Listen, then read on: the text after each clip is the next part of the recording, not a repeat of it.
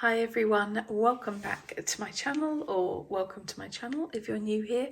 You may know that I like to do an art haul. Well, I would consider this to be one of my best art hauls ever. I'm really excited about this because I have lots of stuff to show you today.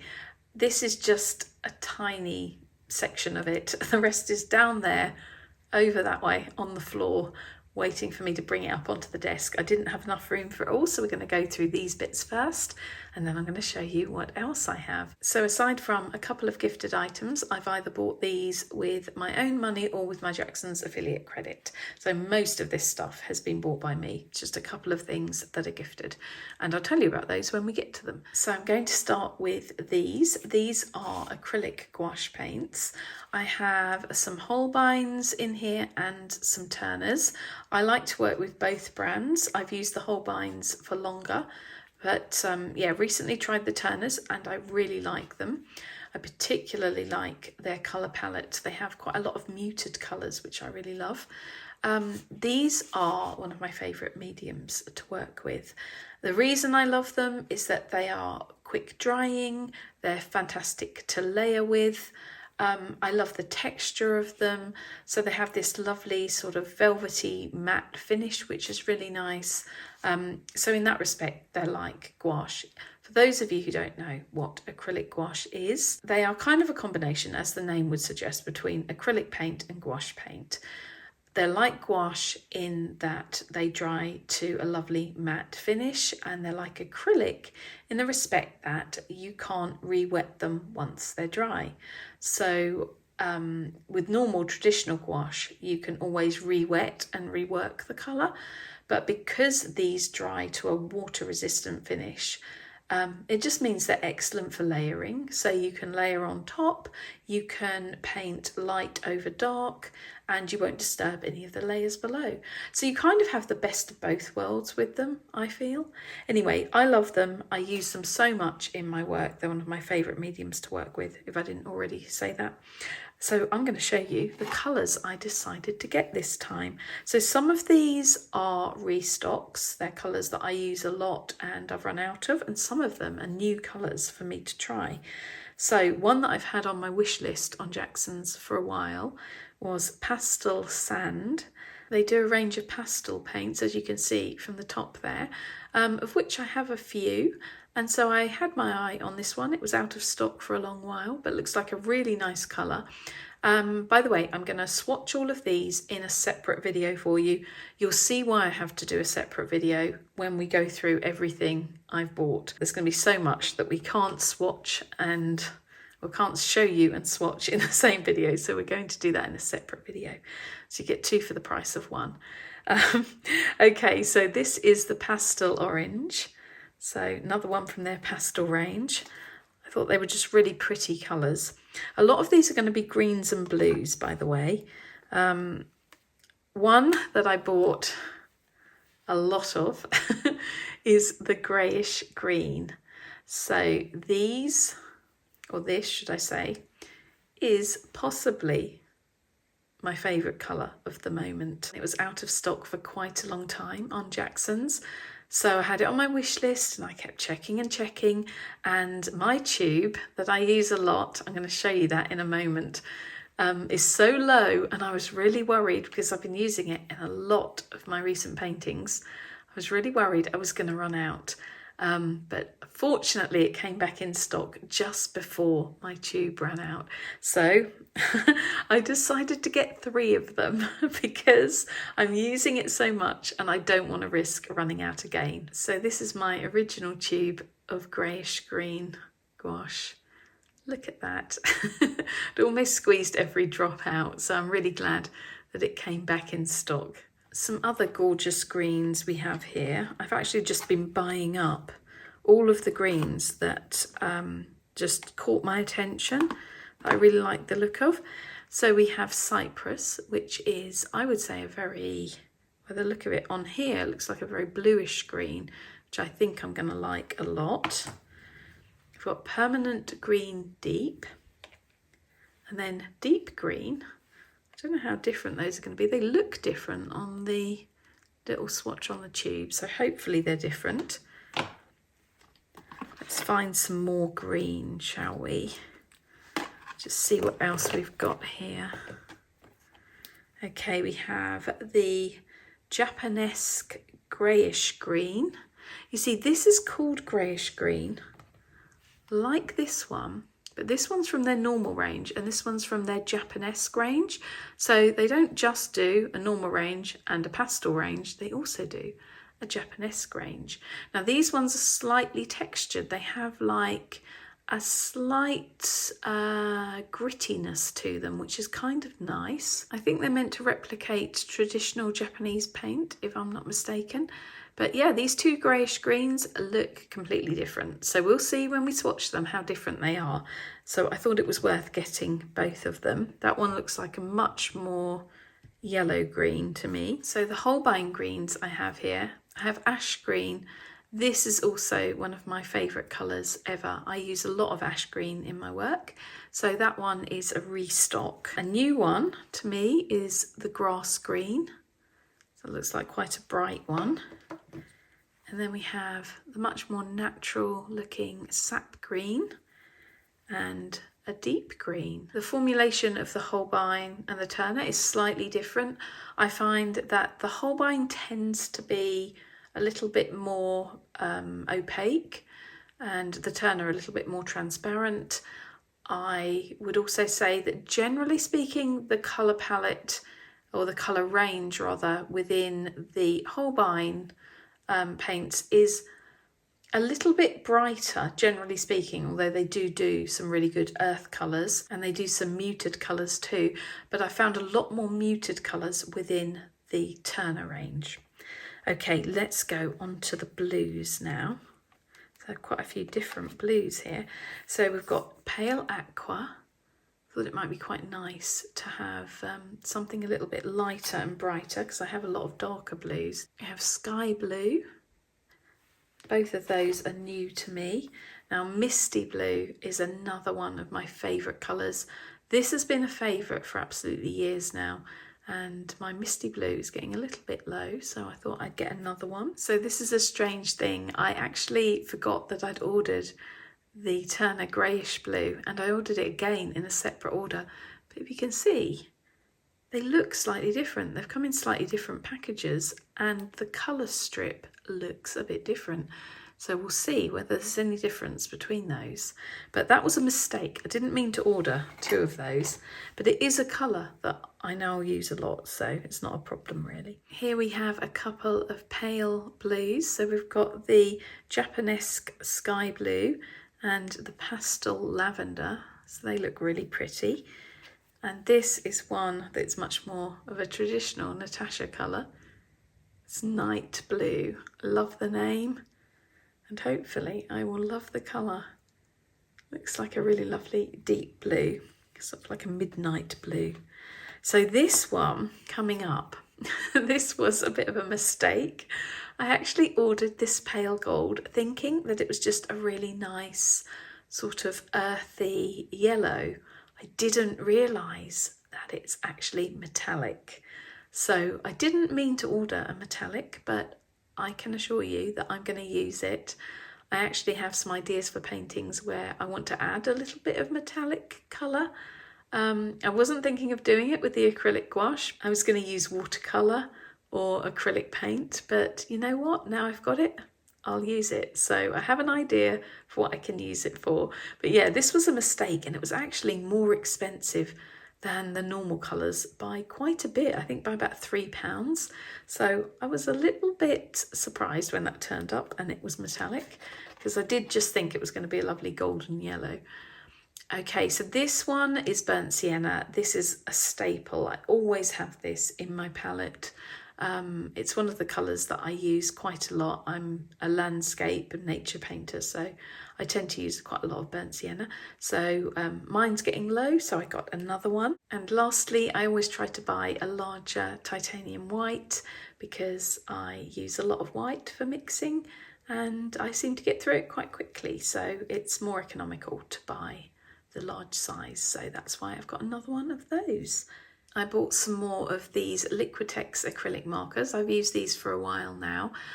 This one in parchment, this is a really good neutral colour. It's one of my favourite neutral colours out there actually, and I already have this in the smaller version like this, but I thought it'd be really useful to have one with one of these really chunky tips, so that if I'm wanting to like lay down a lot of colour and then work on top of it, it's good to do that. So this will cover a larger area.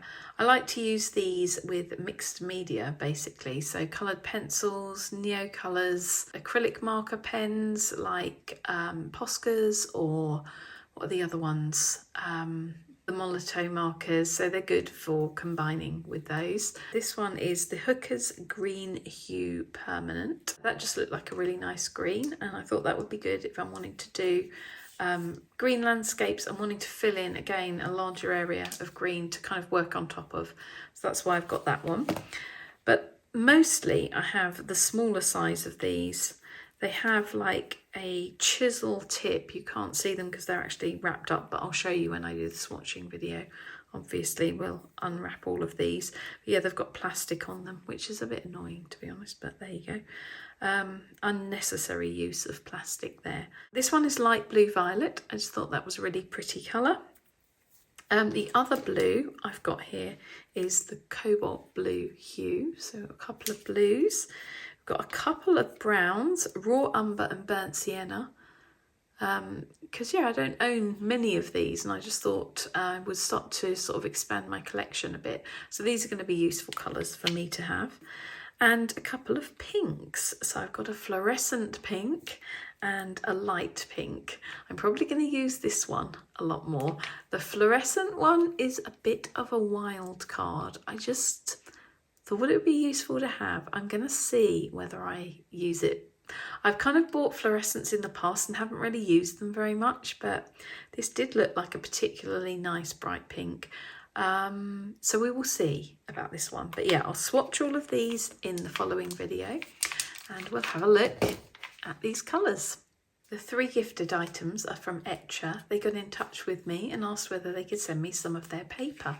So I already use their watercolour sketchbook, and I think this one is, if I can get in there, I think, yeah, this one is the same as the one I have, except it's portrait format rather than being a landscape format. They've wrapped this in plastic, and can I just say, this was also wrapped in plastic. I actually took it off because it's very annoying when you're filming and the plastic reflects a lot of, like, you can see the camera in that. But that's unnecessary. I really wish companies would stop doing this. We don't need both things wrapped in plastic. In fact, we don't really need anything to be wrapped in plastic if it's in a little protective box. So I love Etcher as a company. I love this product. I will do a little demonstration. I'll show you what it's like in the following video. But please, please, Etcher, stop using so much plastic in your packaging. So yeah, this is a cold press watercolour sketchbook, A6 size, 52 pages, 230 GSM, so it's quite a nice weight of paper, 100% cotton paper, acid free and vegan friendly. I wish it was just a little bit more planet friendly, but yeah, looking forward to sharing that with you. I also have these 2 pads of paper that they've sent to me. Oops. Pencils are rolling everywhere. This one is cold press and this one's hot press. So cold press paper, for those of you who don't know, tends to be a watercolour paper that has a slight texture. You can see that quite clearly, I hope. And hot press tends to be very smooth. With this one, there is actually, can you see that? Is a slight texture to it. So this is more like I would say this is more like a cold press paper, but we will try them out and we will see, and we'll see how much I like them. I tend to use cold press paper when I'm working in watercolours. I find hot press is usually It's good for coloured pencil work and mixed media work for me, but I don't like it as much for watercolour. But it'd be interesting because this one isn't super smooth, so I might get on with that a little bit better. So both of these are 100% wood pulp paper, and they're 300 GSM, so they're a bit more heavyweight than the other sketch pad. But yeah, be interesting to test those, so we'll do that in the next video.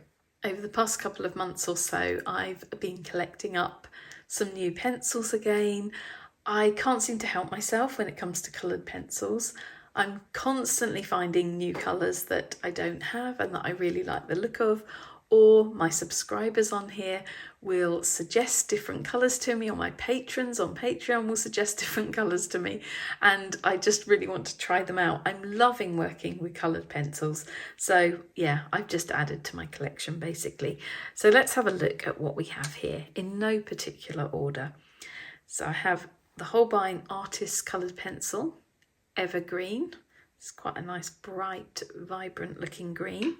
Doesn't look very evergreeny to me, but it's a nice green nonetheless. Cornelian, really lovely natural kind of orange. This is the Caran d'Ache Luminance. Mountain Green, Derwent Light Fast. It's another new colour that I haven't tried yet. That looks really lovely, quite dark. We have Chrome Oxide Green Fiery. I love that name. I think I was attracted to the name more than anything else. But that's the Faber-Castell Polychromos. That is a pretty looking green, isn't it?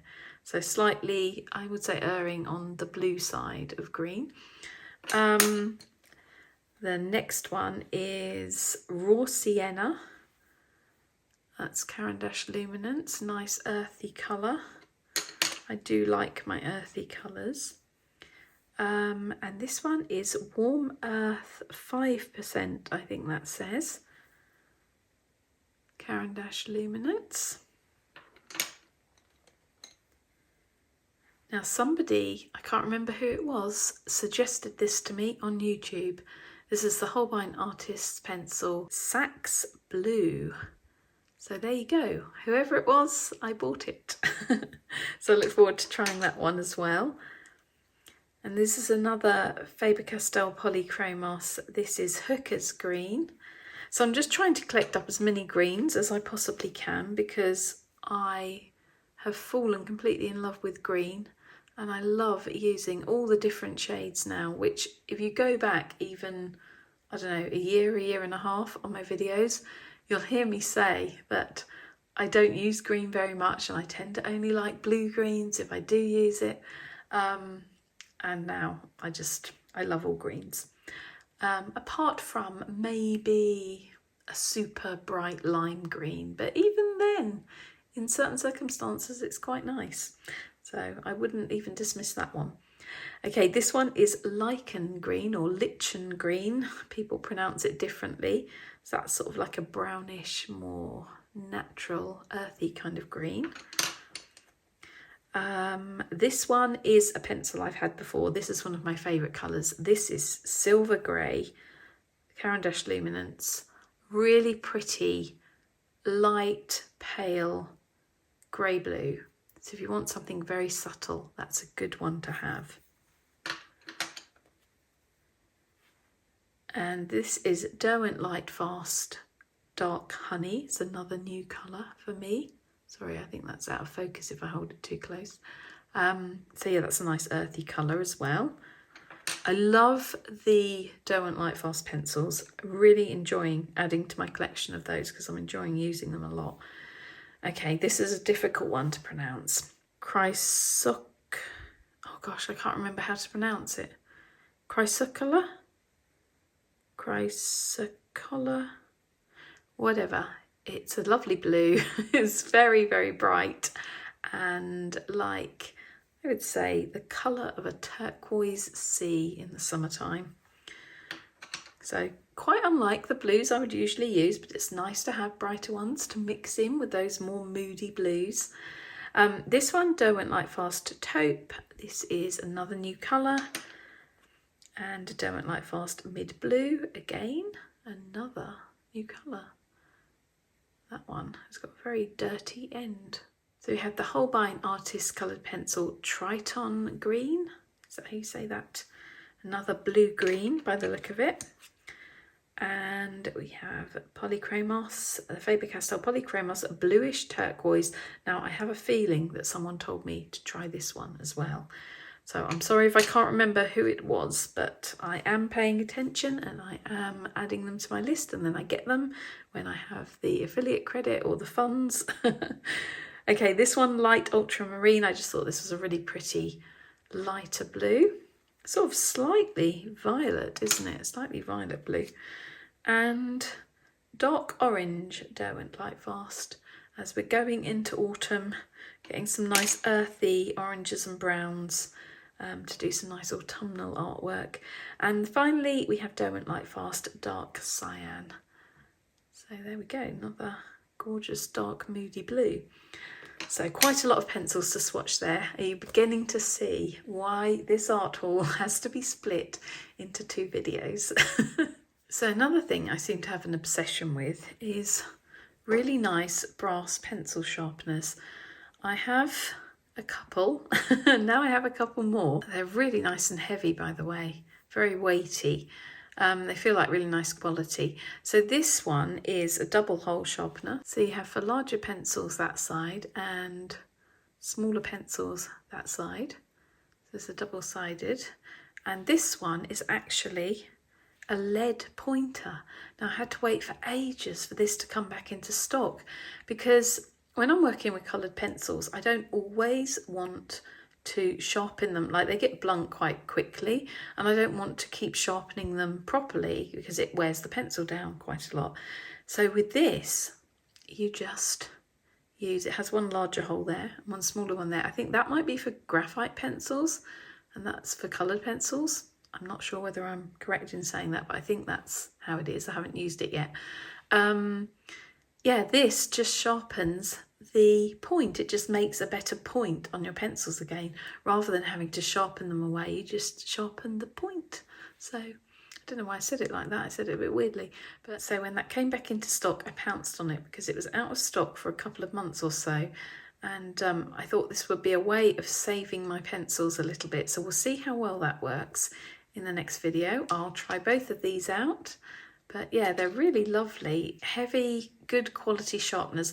My suggestion to you would be, if you're going to spend good money on quality pencils, spend good money on quality sharpeners, because it makes a huge difference to how the pencils perform and how long they last. So it's very, very worthwhile in spending a little bit of extra money and getting a really good sharpener. So I'm holding this up super close in the hopes that you can see. It actually says on here in really tiny writing, colour, and on the other side, graphite. So yeah, one is for graphite and the slightly larger one is for colour. So yeah, we'll try both of those out. So in these packages I have just a few Rembrandt soft pastels, I think they're called. Yes, soft pastels. I have been building up a small collection of these because I found that they worked really well with water. I did a video for my patrons where I swatched quite a few of these out, and I found that they just work really beautifully. Of all the pastels I tried, these ones work the best with water. So I have got, what's this one? Ultramarine Light and a Cinnabar Green Deep. Another Cinnabar Green Deep from the same colour, whatever, I can't think what to call it. It's the same colour, you know what. Not range, what's the word I'm looking for? Brain fog, I don't know. Anyway, different tone of the same colour, is that what I'm trying to say? And this one is a bluish green. And then here we have, what's this one? This one is an olive green, a very pale olive green, because they do lots of different shades of the same colour. I think that's what I'm trying to say. Yeah, brain fog, it's a wonderful thing. So the watercolour enthusiasts out there are going to be quite excited by these, I think. I have known about these for a while because they sell these on Choosing Keeping. They are let me get this right, the Wallace Seymour Vintage Watercolours. Now I know they do quite a few different ranges, I think, on Choosing Keeping, and they're always quite expensive. And I was like, I have a lot of watercolours, I really want to try these, I have a lot of watercolours, I don't know whether I can justify it. So I kind of looked around and I found another company. I will put their name on the screen now. So editing Natasha, remember to put the name on the screen now. I can't remember it off the top of my head, but they were up in, I think, Scotland. I want to say Scotland. They were the only other place I think I could find these paints, but they had them at slightly cheaper prices than Choosing Keeping. And also I didn't have to buy a set, I bought them individually, so I could make up my own little palette of them. I'm pretty excited about these colours, and the reason I remembered them again, these paints, was because one of my subscribers said that I might like this particular green. So it's called Duguay green. Am I pronouncing that properly? It's named after Gaspard Duguay, the painter who liked to use this shade of green when he was painting trees, I believe. So it was kind of like for the darker areas of the trees, the shadows and so on. Please correct me if I'm wrong, but I did look it up, and that seems to be why it's named after him. They suggested that I would like this colour, so it looks like a lovely dark, perhaps slightly grey green. So this was the little paint that started this order, and so when I got on the site I discovered so many other lovely colours. So I kind of went for a bit of a palette here. So we've got, let's put these so that they're visible. So we've got that one, and then I went for a permanent sap green, because I just felt like it was a nice, natural, slightly lighter version of that one. We'll see how different they are when I swatch them. I like the fact that these are vintage watercolours, so they're using pigments, I think, that are a little bit rarer, that they would have used maybe years ago. So these have more of a feel of watercolours of maybe 100 years ago than perhaps some of the more modern watercolours.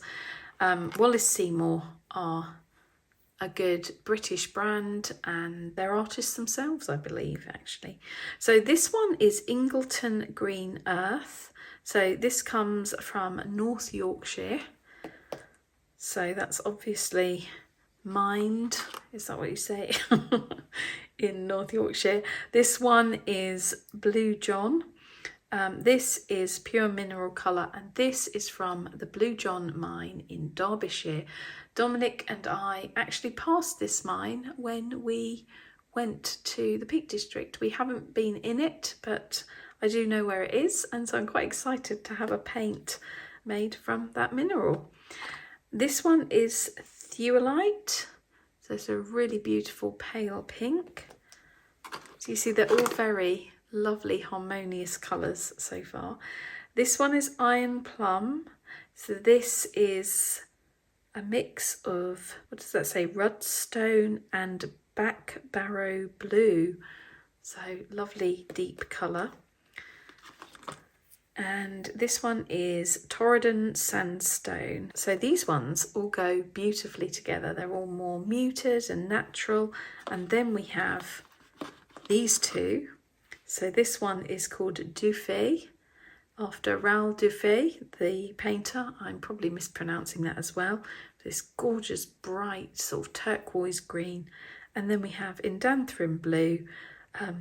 I don't know why, I just like an Endanthrum Blue, and I thought it would be nice to have one in the vintage watercolours. So we kind of have, I guess that one could kind of go with that palette, but this one I kind of feel is a little bit of an odd one out. But yeah, really lovely selection. So look forward to trying those with you and just seeing what they look like. This is also something that's been suggested to me by my subscribers multiple times. So those of you who suggested it, I finally bought it. So I'm pretty excited to try this tinted charcoal paint pan set. That's a bit of a mouthful, from Derwent. Let's just open this up so I can show you what you actually get inside. So you get this plastic palette with a little mixing area and a little colour chart of the different colours in here, and 12 different tinted charcoal paint pans. You also get a water brush, and there's a little bit of sponge here, I guess to sort of clean your brush off. But I like the look of that. I love the look of these colours. So you've got some greens up there and some blues and different shades of grey and a white as well. So yeah, pretty excited to try that. I've been told about this so many times and I have looked at it before, but decided to finally get it. It's quite a nice little set, and I love muted, moody colours, as you know. So I think I'm going to love this. Be really interesting to try that out in the next video. So this set I saw a few months ago on Aliona's channel. She's Aliona's Watercolour Creations, and she was trying out this set for the first time, and I thought it looked really interesting. So let's open it up and we'll have a look at this one. It says, a curated natural and monochrome mixed media collection perfect for creating landscape, portrait and tonal studies. Everything you need to experiment with shade and tone using Derwent's brand new and uniquely formulated palette. So it includes quite a few different things in here. I think we have some pencils as well, not just paints. So there are the pencils.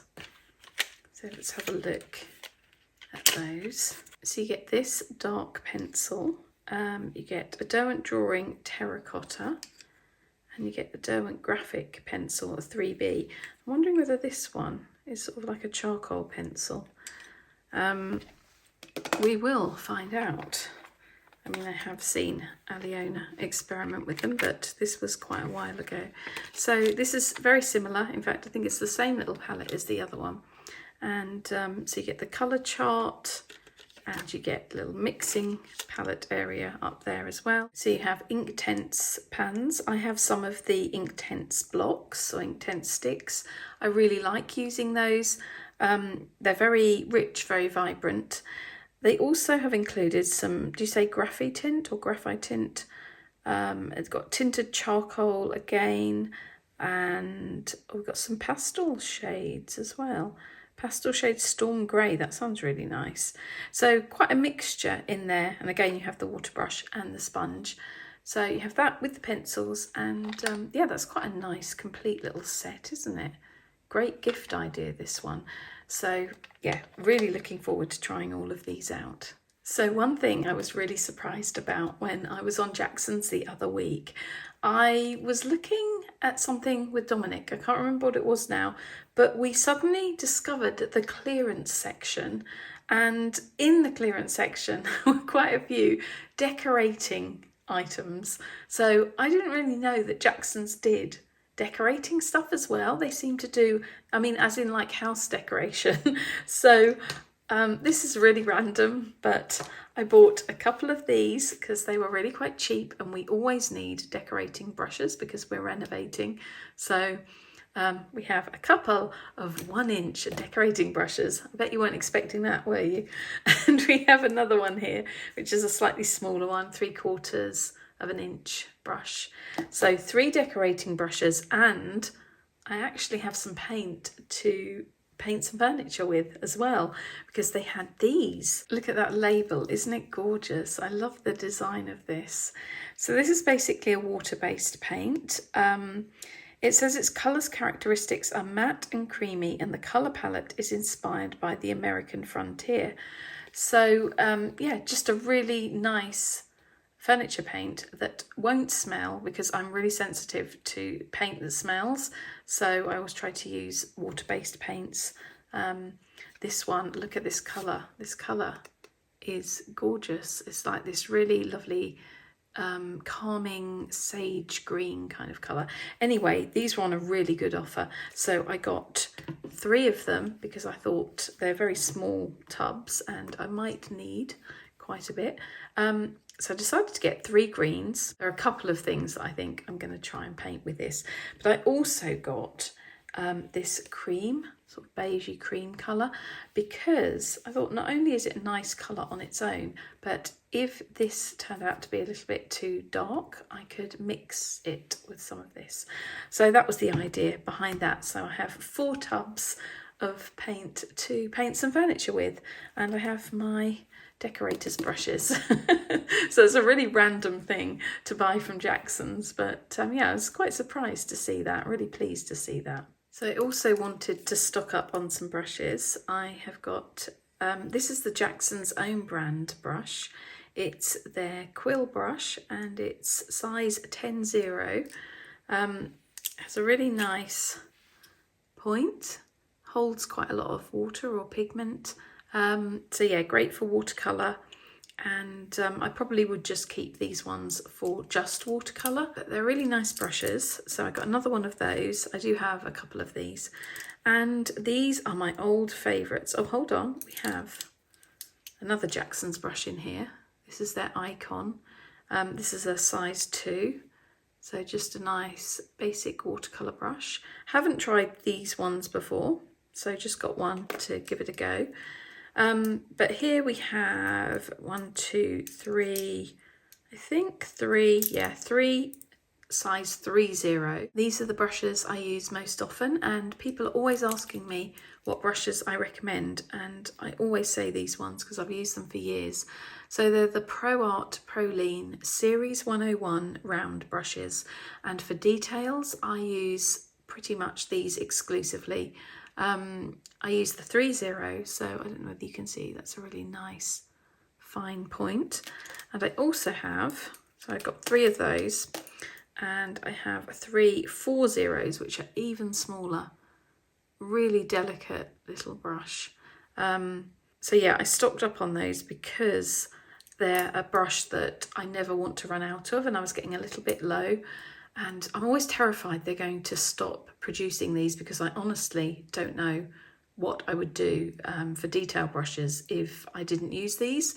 These are by far the best I've ever come across. But yeah, if you want a really good detail brush, the ProArt ProLean series are excellent. I don't just use them for watercolour, I use them for gouache, for acrylic gouache as well, and sometimes even when I'm working kind of on details on my acrylic paintings on canvas, I'll use them for that as well. So I guess I should show you, seeing as they've been sitting here the entire time, this pad that I got. You can see it's quite large. It is really heavyweight black watercolour paper. I'm going to see if I can hold that up. You can see that it has a very, very slight texture. It's the Stonehenge Aqua Cold Press Black Heavy. So when I say heavyweight, I mean it's really heavyweight. It's 600 GSM or 300 pound paper, and this size is 10 by 14 inches. I've never used this one before, but I have used some of their slightly lighter weight black paper and really loved it. It's good for me because I often like to work from like a darker base and then apply lighter and lighter layers. So before I started working on black paper, I would always use white watercolour paper, and I would often, if I'm working in acrylic gouache or something, I'd paint it black and then work from that. So that just cuts out the need to paint the paper black to begin with. It's completely different to paint on black paper, obviously, than painting on white paper. Colours look really different on black paper. So maybe we'll have a little look at some of the paints that I have bought in this haul, and I'll swatch them on white paper, and then I'll show you how they look on black paper so you can get a bit of an idea. But yeah, this is one of those pads that's kind of sealed. They call it a block, where it's sealed all the way around. So I can't lift up an individual sheet of the paper to show you. I actually didn't know it was going to be like that, and I'm not a huge fan of having it kind of gummed all the way around, because I find it really hard to get the paper out. So if any of you have a little tip for that, a little technique that you use to make it a bit easier, let me know, because I always feel like I'm going to damage the painting or damage the paper underneath. But apart from that, I'm really excited to use this paper because I know it's really good paper. I'm starting to, I notice, use more and more of the Stonehenge range of papers. So yeah, we will test that out. Right, over here, this is something that Jackson seemed to have recently started doing. Well, I certainly haven't seen them before, and I think they're a recent thing. These really simple little sketchbooks. This one, I believe, was 80p, and this one was 50p. I've taken the band off this one so we can have a quick look. So if you just want a really simple but nice quality little sketchbook, see the paper, it's quite thick, and I haven't tried it yet, so I don't know how it handles watercolour, but certainly it will be good for dry media, mixed media, maybe a light wash of watercolour. Let me give you some of the details. It says, ideal for creative use around the studio or on the go, Jackson sketchbooks are an indispensable companion for artists, graphic designers and illustrators. So you get 20 pages. The paper weight is 140 GSM, so it's not super heavy, but it's nice for a sketchbook. And that's it. They don't tell you anything else. So yeah, just a great cheap little sketchbook to have around the studio or to take out with you because it's very lightweight. 50p and 80p for this one. So we've got A6 and A5. It's really nice to see them doing something that's so affordable. So the other paper I have here, I've had a little sample of this, a tiny little book. You can get them on Jackson's. Just look under the tab that has samples. I think it just says samples, and you will find these little tiny sketchbooks, really, really small, where you can try out the Stonehenge papers, all the different ones. So this is the Stonehenge White. It's 250 GSM, acid-free paper, 100% cotton, really nice quality paper. The reason I like this is because it's excellent for coloured pencil, and it's not sealed on all sides either, which is good. Yeah, I like a pad like this where it's just gummed at one end, so I can just like tear it off carefully. I'm a bit worried about this one.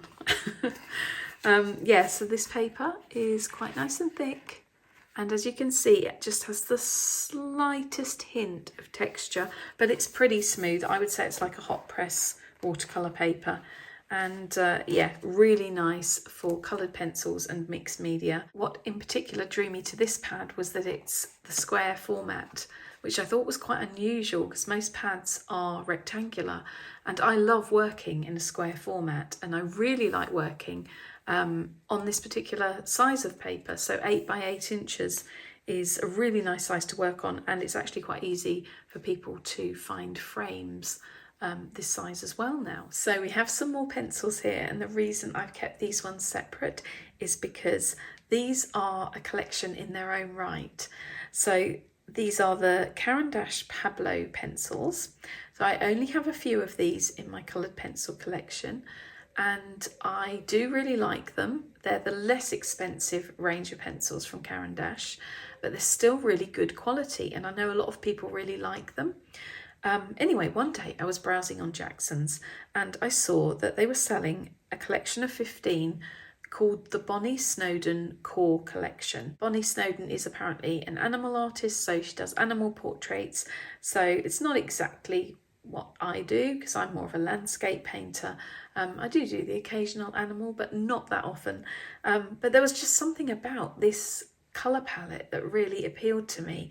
And I'm very much of the belief that if you love a colour palette, you can make it work for your subject matter. Because obviously it's art and we can pretty much do what we like. I mean, there are some rules you might want to follow, but when it comes to colour palettes, just go with what you love. Anyway, I saw these and I noticed that in the selection, I already owned a couple of the pencils. So I had an ash grey and a granite rose. And I noticed also, which was a bit strange, is that this collection of 15 pencils, they were more expensive to buy as a set than if I'd just picked the colours out individually. So because I already had 2 anyway, I mean the Bonnie Snowden set may come in a lovely box for all I know, or in a lovely tin, but it didn't appear that way on the Jackson's listing. So whether it does or not, you'll have to let me know if any of you have it. But because I already owned a couple of the pencils, I thought I'm going to see if I can buy all of these colours individually, and I could. So thank you, Bonnie Snowden, for coming up with this lovely colour palette. I'm going to just show you what colours she has included in this palette. So you've got the basic white, and you also have an ivory black, and there's light grey. I really love the look of these greys. I think they look gorgeous. Steel grey, mouse grey, that's a great name, orangish yellow, apricot, russet, and so this is the ash grey that I already had, and as you can see I haven't really used them very much. Beige, brownish beige, cocoa, charcoal grey, cream, and the granite rose, which I already had. It's very pretty pink. So I'm looking forward to playing around with these and seeing what I can do with this colour palette. But I'll swatch them all out for you in the next video, and we'll have a look at how they all look together, because sometimes pencils can look a little bit different when you actually swatch them to the colours that are on the barrel there. But yeah, I had 3 other colours. While I was looking at the range of the Pablo pencils, I found a golden ochre, which I thought was a really nice natural yellow. I don't use much yellow in my work, but be good for autumnal landscapes and so on. It's always good to have some yellows. Olive black, very much a me kind of colour. And this one is called Bistra. I think that's how you say that. It's just a really nice brown by the look of it, maybe slightly greyish brown. But we will swatch all of these out in the next video. And finally, I have something very exciting in this little box that I have had for months now, and I've been waiting to make a video on it, but I wanted to include it in this art haul first. But it's going to have its own dedicated video as well, and you'll see why when I open it up. This is the Fraser Price brass palette box, and it comes in this really lovely little box. I'm going to open that up for you so you can have a quick look at it.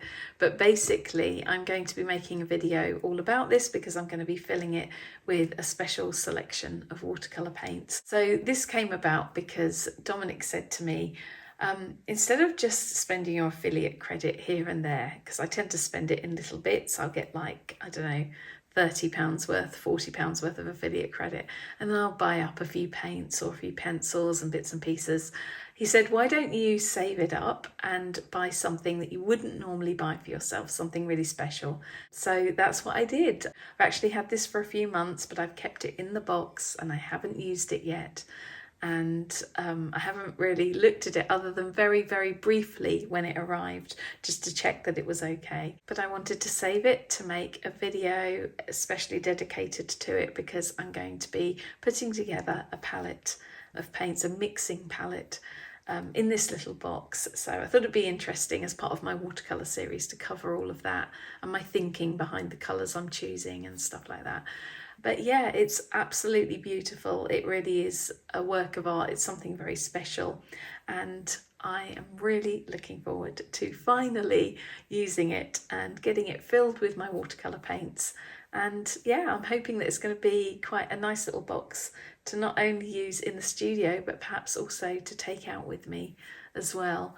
So that is going to be a video that'll be coming up sometime soon. As I say, I've had this for months now, so I'm quite keen to actually use it and to get the watercolour paints that I've chosen for it in there and to see how they all work together. If you're still here with me at the end of this very long art haul, I hope that you've enjoyed it. I hope that it's given you some inspiration for perhaps some new art supplies that you didn't know about and would now like to try. Obviously you'll see them in action in the swatching video, so we can have a closer look at them then. But thank you so much if you're still with me. I really appreciate it. And if you are, perhaps leave a comment saying, I love big art hauls, then I'll know you made it to the end. Okay, thanks everyone. It's been really fun. Thank you for allowing me to share all of these fun things with you. And I'll see you again soon in another video.